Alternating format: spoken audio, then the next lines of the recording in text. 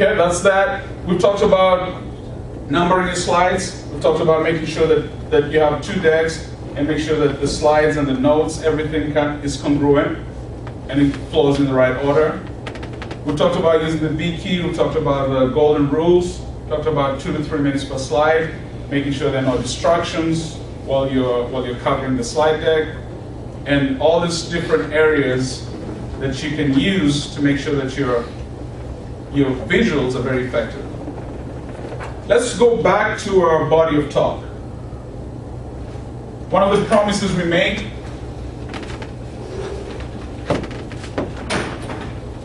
is that we can help you cut your PowerPoint creation time in half. Slide creation time.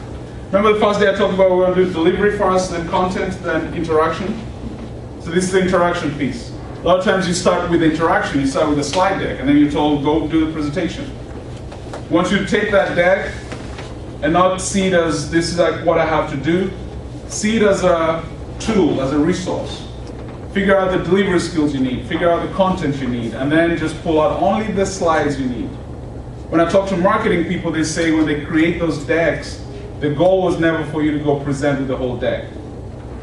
Their job is to put all the information you possibly need in there. Your job is to take out what you need for each situation.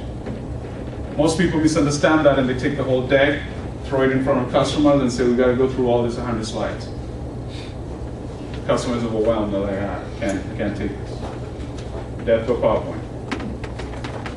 Okay, let's look at your body of talk.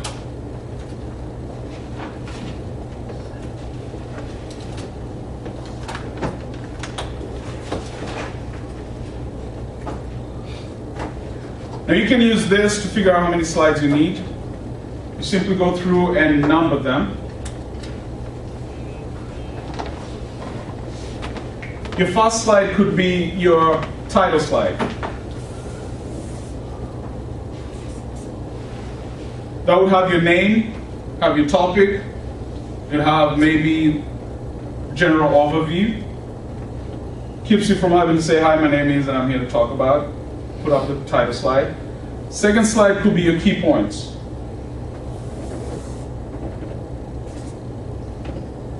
That could be your key points. And then you can go through and figure out what slides you need. What's the point? What's the impact? Third slide, you could take key point number 1.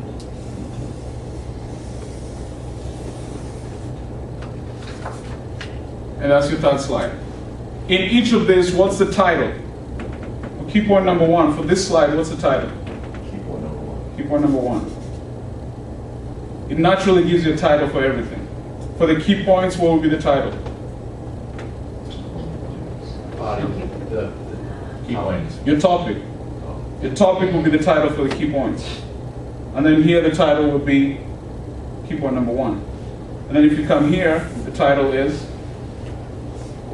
reporting point number 1. And you can go through and number them like that. For each block, you're figuring out, do I need a slide or not? What's the point? What's the impact? What's the point? What's the impact? And you go through the whole thing until you come to your final slide.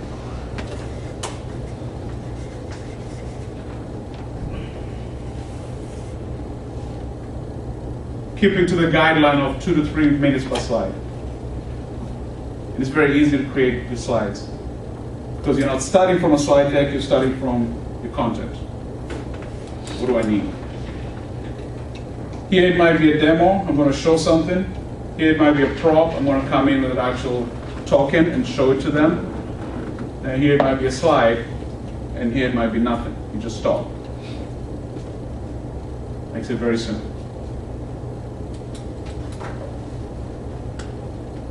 As we've been going through this, I've been using 4 skills, and I've been using 3 interactions. We're going to talk about the 3 interactions and how they map back to your delivery skills. One of the biggest pet peeves in PowerPoint is that people talk to the equipment. People talk to their computer. You have somebody doing a PowerPoint presentation, and they're standing over here. Now this slide, this is a very important slide. I want to make sure that you all understand how we use this, because this technology is going to be revolutionary. And point number 1 here, it tells us how we're going to make this impactful, how it's going to change. It's a game changer in the market here. Yeah, game changer. Yeah. We're gonna skip that next slide. Skip that one too. Skip that one. Yeah, let's talk about this one. Now this one, when I put this together, I was thinking this is a cool way to describe how market is like a chess game. You know, there's opposite sides to it, and it's a very impactful slide for me, and it's really, really, really cool.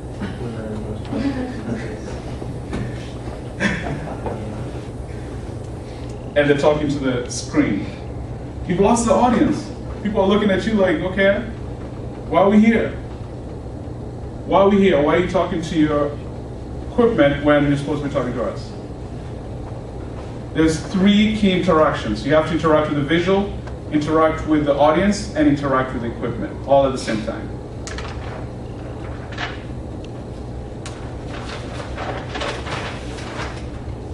Now let's look at this and map it back to our delivery skills. Interacting with visual, what delivery skill are we using there? Engagement.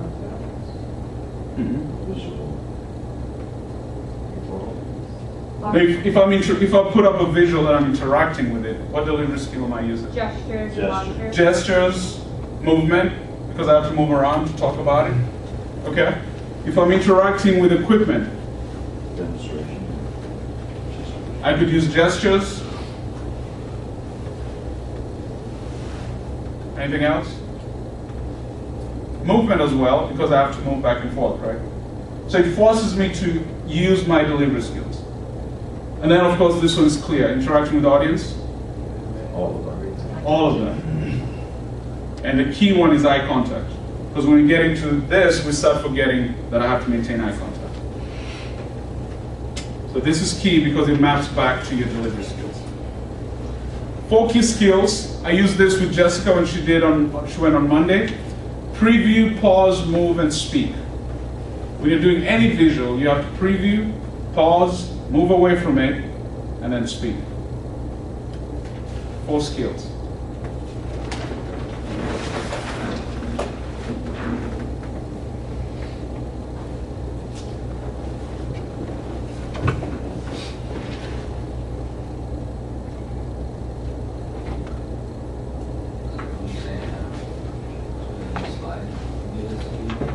For any visual. If I write something on the board, before I write it, I'll say, I'm going to show you what this looks like. I'll give you a little bit of it, I put it on the board, then I move away, give you a chance to take notes, and then I talk about it. If I'm going to talk about a slide, I'll say the next thing we're going to cover is the chess game and how that applies to RSA and all competitors in the market. Then I pull up the chessboard, I move away, give you a chance to digest it, see what's up there. Then naturally, when you finish, you're going to find me, right? Your eyes are going to find me. When I find you with my eyes, then I'll start speaking. But this is important. We're going to have all of you practice this, just like Jessica did, to make sure that you learn how to preview. And then pause, give people a chance to digest it. Move away, so you're not standing in front. If I put this up here and stand here, then you can't see it. Doesn't make any sense. And then I only speak once I have eyes, once people are looking at me.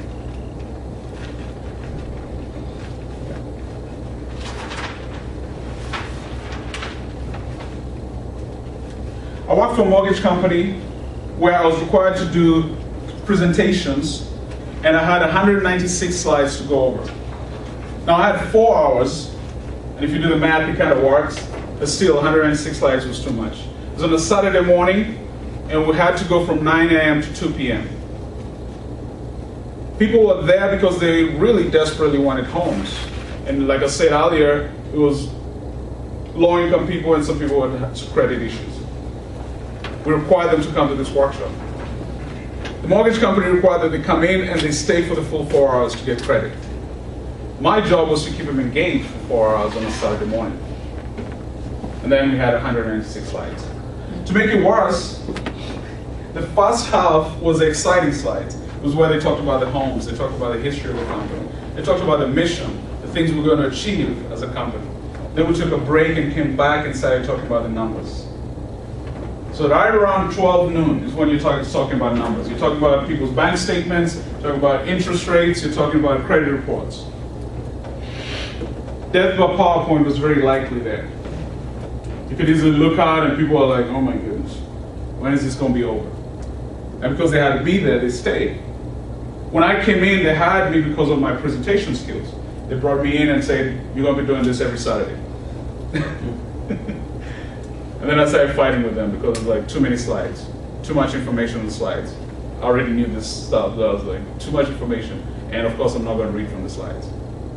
And I started skipping stuff, skipping slides and jumping over them. And like, why are you skipping information? Like, it's irrelevant. What we started noticing happening is people would come to the workshop, and then by the time they came in for their first appointment to start the process, they had forgotten everything. And we'd have meetings and ask, why aren't people coming prepared? Because you're sitting them there for 4 hours and showing them 196 slides, and when they walk away, they don't remember anything. Finally, we got them to narrow it down to 96 slides, which is okay for 4 hours. And then we changed it around, modernized the slides, put in some newer homes, because we had like homes from the 80s that people had bought. And everybody's sitting there like, I don't want to buy that house. I know I'm desperate, but I don't want that house. And we put in newer homes from more modern time. And then we put in a few good animations. When it comes to animations, this is the way to do it. When you have animations, they have to be educating people, not entertaining them. The goal is to educate them, not entertain them. Sometimes we put in animations just to entertain ourselves and entertain the audience. They had an animation that I thought was really good. 10-step process of buying a home. And they had a guy stepping on step 1, and he would be jumping on step 1. And I would tell them, okay, this is you. You're now on step 1, attended the workshop. Step 2, and the guy jumps on step 2. And that's an example of a build. So each step would be a build. And he would jump on step 2, and I would talk about step 2, and the guy would be jogging on there. Step 2, and he would go all the way to step 10. When he gets to step 10, a key appears in his hand. And he starts doing the Philadelphia Rocky victory jump. And when he does that, I get him all excited. I'm like, this is going to be you. Next few months, you're going to have your home, key in your hand. Once you go through these 10 steps, and I have them all stand up and clap, applaud. 10-step process. That kept them more engaged than me going through bank statement. This is what we're going to do. Credit report. This is what we're going to do.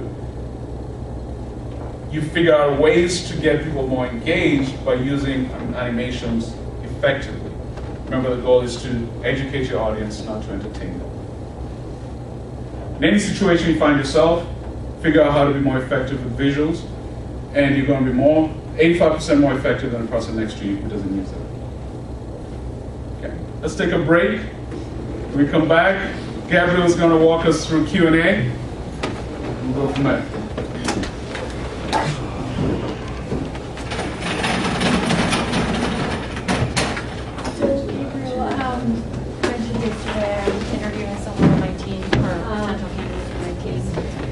And the interview starts in like 11 minutes, so I probably won't be back. Catch you up on it. Okay, alright, so. No worries. This is what you guys say, Brandon. Okay, so is it like how to conduct, like how to. When you are done with a talk or a speech, Yeah. you have time for Q&A. And all it is how to go about answering the questions. And not necessarily, it's some of the stuff is the do not. Oh, okay. Like, great question. Still don't value questions. Okay. Because when I tell you that, Yeah, and then someone I else. don't tell Cesar, great question. He's like, well, what was wrong with my question? Right, that's a good point. So Yeah. it's little things like that. Okay.